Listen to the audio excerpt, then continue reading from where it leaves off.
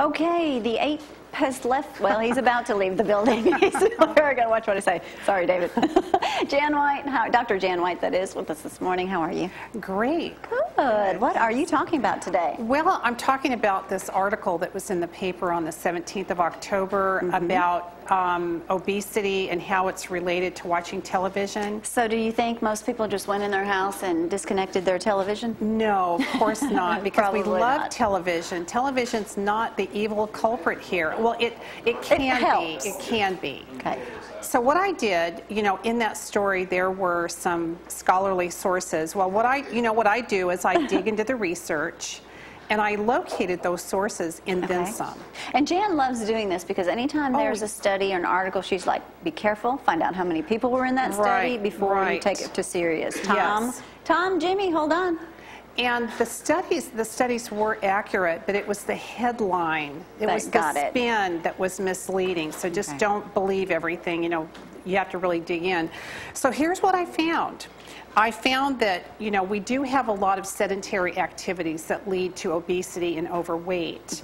The computer and, jobs, commuting, television, hobbies and video games.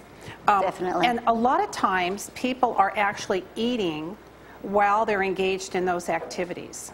Oh, yeah, you're sitting on the couch, probably eating some chips and watching TV, and you really eat more when you do that. Right, but they're also at work on the computer, and they're doing other things. And they're eating. So what happens is they're eating these foods, and a lot of times it's the wrong type of food and not exercising enough. So, there's more going in than energy that's expended, and then you have overweight, and then the extreme form of overweight is obesity. Now, there is some good news. Well, I hope so, because that was a mouthful of bad news. There is some good news. Alabama is no longer number 2. We're no longer second fattest. What did we jump to? Well, we're now 4th fattest. Okay, thank God for Mississippi.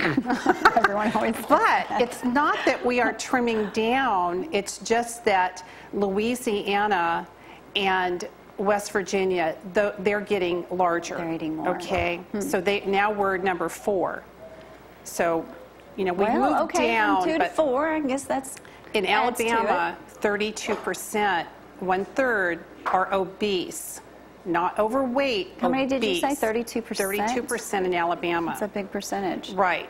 And that is enormous. That is. Yeah, it is. And, I found out that the costs of treating obesity, and, by the way, obesity and overweight are treatable and reversible. Okay, this is something that we can prevent. The cost in 1998, the cost of treating conditions related to obesity was about a little under $80 billion. Okay. Now it's between $147 billion and $210 billion. Goodness. Yeah, and so here's some of these conditions. Diabetes type 2, coronary heart disease, stroke, hypertension, arthritis, joint replacement, cancer. And all of those conditions can lead to early institutionalization.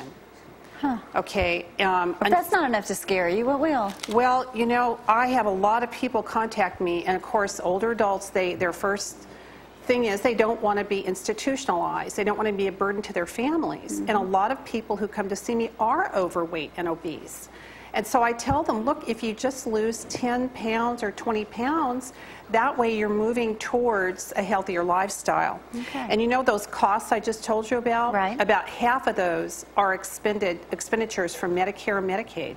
Goodness, all right. So we can do better. We can do better. There's Dr. Jan White telling us all we can do better. We need to do. Your health should be the most important, one of the most important things. It is. In your life, too. All right.